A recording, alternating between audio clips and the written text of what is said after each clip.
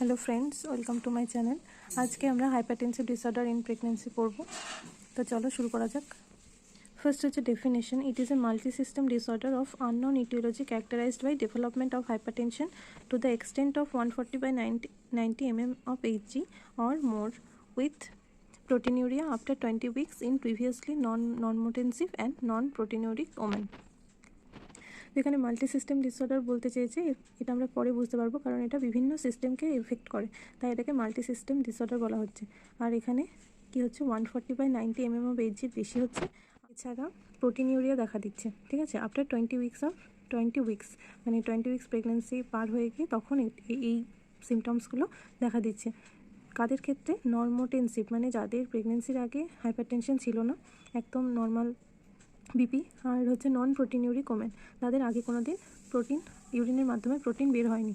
তো তাদের ক্ষেত্রে যদি এরকম দেখা যায় তখন এটাকে প্রি এক্লেমসিয়া বলা হয়।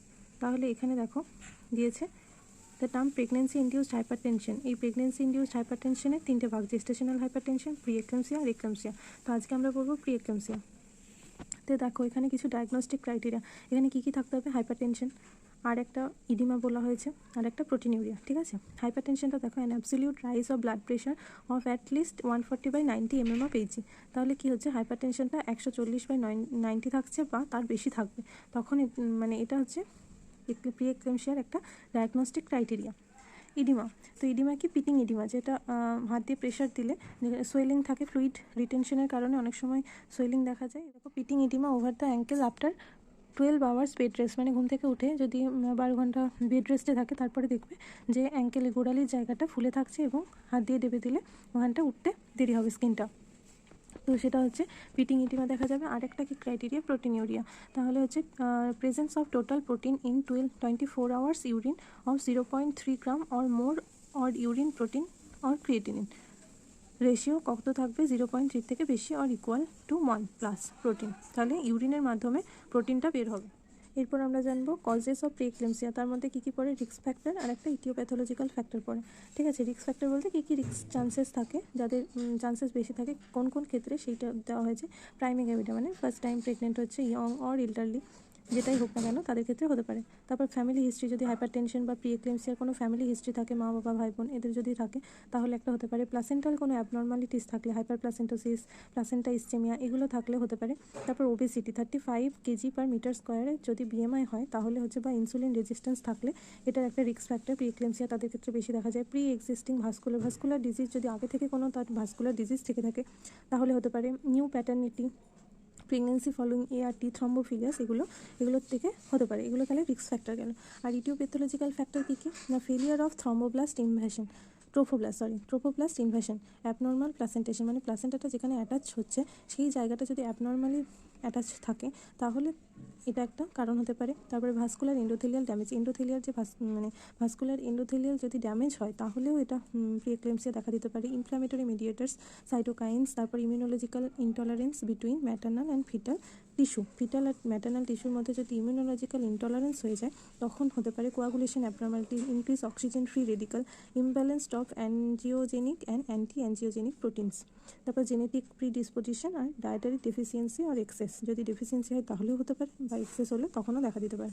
ঠিক আছে, এরপর আমরা ইটিওপ্যাথোলজিটা দেখে নেব।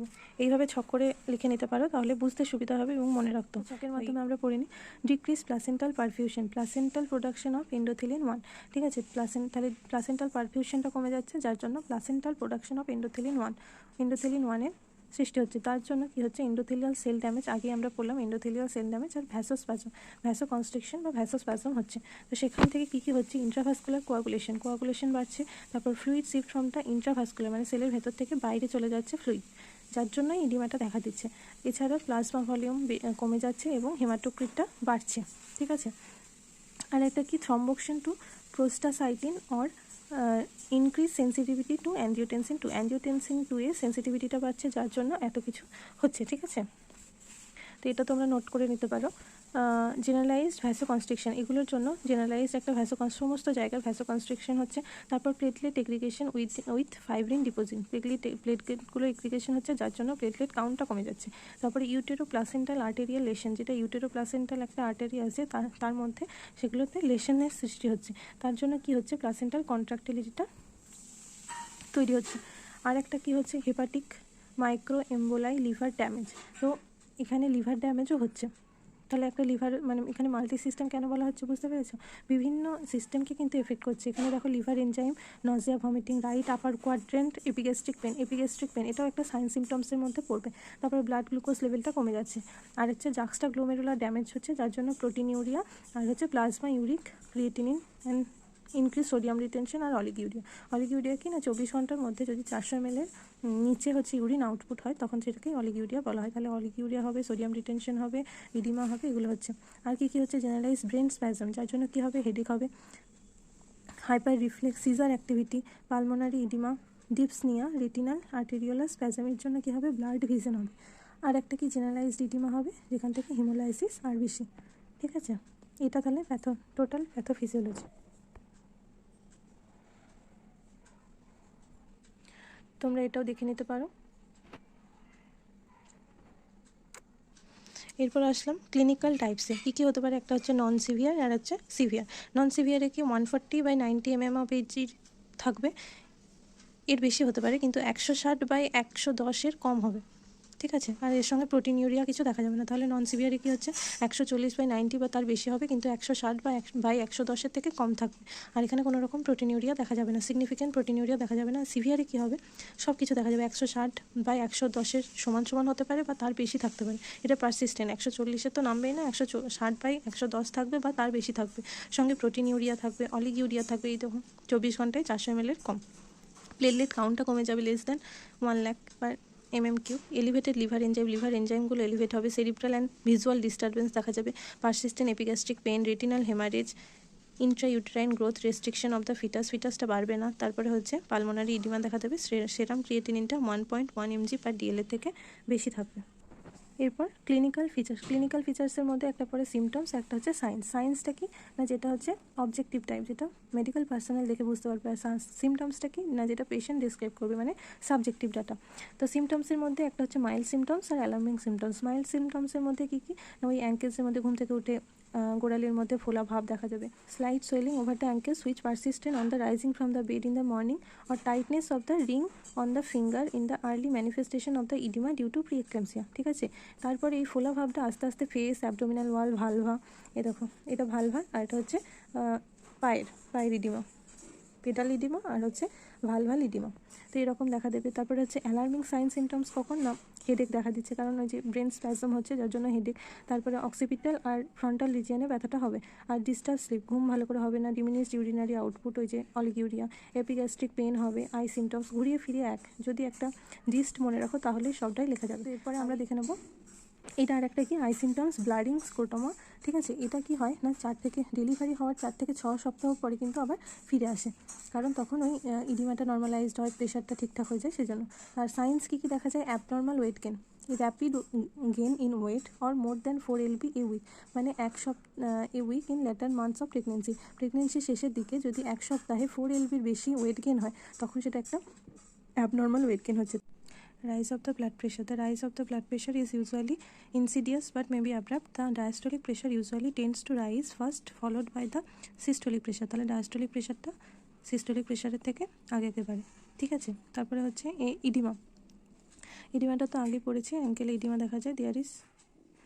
দেয়ার ইজ নো ম্যানিফেস্টেশন এখানে of chorionic cardiovascular renal pathology. Pulmonary oedema দেখা যাবে। অ্যাবডোমিনাল এক্সামিনেশন করলে কী দেখা যেতে পারে, chorionic, placental insufficiency, scanty liquor, আর হচ্ছে growth retardation of the fetus. ঠিক আছে, তো ফার্স্টে কী হচ্ছে rapid gain in weight, visible oedema and hypertension আর হচ্ছে প্রোটিনিউরিয়া। এখানে দেখো বলেছে presence of thrombocytopenia, renal, oliguria and hepatic dysfunction, pulmonary oedema, cerebral and visual symptoms suggest pre eclampsia is a multi system disorder. তাহলে এত কিছু সমস্ত সিস্টেমকে এফেক্ট করছে, কিডনিকে এফেক্ট করছে, লিভারকে এফেক্ট করছে, চোখে এফেক্ট করছে, লাংসে এফেক্ট করছে, সমস্ত সিস্টেমকে কিন্তু এটা এফেক্ট করছে, তাই এটাকে মাল্টি সিস্টেম ডিসঅর্ডার বলা হয়। তো যখন এটা একটা কোশ্চেন আসতে পারে যে প্রিএক্লাম্পসিয়াকে মাল্টি সিস্টেম ডিসঅর্ডার কেন বলা হয়, তখন সমস্তটাই অল্প অল্প করে লিখে তবে এই কনক্লুশনটা টানতে হবে, নাহলে কিন্তু নাম্বার পাওয়া যাবে না শুধু এইটুকু লিখে দিলে। ঠিক আছে, এরপর ইনভেস্টিগেশনে ওই সাইন সিমটমস থেকেই মনে করতে পারবে। ইউরিন, প্রোটিনিউরিয়া হচ্ছে, অলিগিউরিয়া হচ্ছে, যার জন্য ইউরিন এক্সামিনেশন হবে। তারপরে অপথ্যালমোস্কোপিক এক্সামিনেশন করবে, কেন না ব্লাড ভিশন ওই সবের কারণে, এটা দেখার জন্য অপথ্যালমোস্কোপিক এক্সামিনেশন। তারপর ব্লাড ভ্যালুস, ওখানে কী কী ছিল, প্লেটলেট কাউন্ট কমে যাবে, আর সেরাম ইউরিক অ্যাসিড লেভেল এগুলো সব কমা বাড়া হবে। তো এগুলো creatinine level, serum creatinine level maybe more than 1 mg/dl, এইগুলো দেখার জন্য ব্লাড ভ্যালুসগুলো চেক হবে। আর অ্যান্টিনেটাল ফিটাল মনিটরিং, ওই যে গ্রোথ রিটার্ডেশন হচ্ছে, কার্ডিও টোকোগ্রাফি করা হবে, clinical examination, daily fetal kick count, যেটা ডেইলি ফিটাল কিক কাউন্ট করতে হয় সেগুলো, ultrasonography of the fetal growth, liquor পকেটসগুলো, কারণ স্ক্যান্টি লাইকার দেখা যাবে, সেই জন্য এইগুলো দেখা যাবে। এবার আসলাম কমপ্লিকেশনে। তো ফার্স্টে হচ্ছে ইমিডিয়েট, ম্যাটার্নাল আর ফিটাল, আর একটা হচ্ছে রিমোট। ইমিডিয়েট আর রিমোট, ইমিডিয়েটের মধ্যে ম্যাটার্নাল আর ফিটাল। ম্যাটার্নালে কী কী আছে, ডিউরিং প্রেগনেন্সি, ডিউরিং লেবার, আর হচ্ছে পিউপেরিয়াম। তো ডিউরিং প্রেগনেন্সিটা আগে আমরা পড়ি। তো ডিউরিং প্রেগনেন্সিতে হচ্ছে এক্লেমসিয়া হতে পারে, more in acute than the sub acute cases, বেশিরভাগ ক্ষেত্রে এক্লেমসিয়া দেখা যেতে পারে। অ্যাক্সিডেন্টাল হেমারেজ হতে পারে, অলিকিউরিয়া অর অ্যানিউরিয়া। তারপরে হচ্ছে dimness of the vision, preterm labour হতে পারে, হেল্প সিনড্রোম দেখা দিতে পারে, cerebral haemorrhage, acute respiratory distress syndrome, ERDS। এগুলো হচ্ছে কি ডিউরিং প্রেগনেন্সি। ডিউরিং লেবারে কী কী এক্লেমসিয়া হতে পারে, PPH হতে পারে, পোস্টপার্টাম হেমারেজ। পিউপেরিয়ামে কি এক্লেমসিয়া, শক আর সেপসিস। এক্লেমসিয়া 48 আওয়ার্সের মধ্যে শক হতে পারে। আর হচ্ছে সেপসিস, শক কী কারণে হবে, puerperal vasomotor collapse is associated with the reduce concentration of the sodium and chloride due to sudden fall of corticosteroid level. তো কর্টিকোস্টেরয়েড লেভেলটা ফল হচ্ছে, যার জন্য সোডিয়াম কনসেন্ট্রেশনটা কমে যাচ্ছে, সোডিয়াম আর ক্লোরাইড কনসেন্ট্রেশন কমে যাচ্ছে, যার জন্য পিউপেরিয়াল ভ্যাসোমোটর কোলাপস হচ্ছে। আর সেপসিসও হতে পারে, incidence of induction operative interference low ভাইটালিটির জন্য সেপসিস হতে পারে। ফিটালের কী কী দেখা দিতে পারে, একটা হচ্ছে ইন্টারইউটেরাইন ডেথ হতে পারে due to spasm of uteroplacental circulation leading to accidental hemorrhage, intrauterine growth restriction, asphyxia R prematurity. আর রিমোটের কী হতে পারে, রেসিডুয়াল হাইপারটেনশন, মানে 6 মাস মানে ডেলিভারি হয়ে গেছে তার 6 মাস পরও এই হাইপারটেনশনটা কন্টিনিউয়াস থেকেই আছে। কী কারণে, যদি আন্ডারলাইং থ্রম্বোফিলিয়াস হয় তাহলে হতে পারে। আর একটা হচ্ছে রিকারেন্ট প্রিএক্লেমসিয়া, মানে পরবর্তী আবার যদি প্রেগনেন্ট হয় তখন আবার প্রিএক্লেমসিয়া দেখা দিচ্ছে, যার কী কারণ হতে পারে, যদি ফ্যামিলিয়ার ডায়াথেসিস আর personal predisposition with underlying thrombophilias. তারপর chronic renal disease, glomerular damage হওয়ার জন্য বা গ্লোমেরুলোনেফ্রাইটিস হওয়ার কারণে এটা একটা ক্রনিক রেনাল ডিজিজে পরিণত হতে পারে। তারপর হচ্ছে risk of placental abruption for those women with preeclampsia ranges from 5 to 20% and women with HELLP syndrome, যাদের হেল্প সিনড্রোম থাকছে বা আদার কোনো সাবসিকুয়েন্ট রিস্ক ফ্যাক্টর থাকছে তাদের প্লাসেন্টাল অ্যাব্রাপশন হতে পারে। তো এই গেল কমপ্লিকেশন। আর ম্যানেজমেন্ট আর প্রিভেনশন আর ম্যানেজমেন্ট, ওগুলো আমরা পরবর্তী সময়ে পড়ব।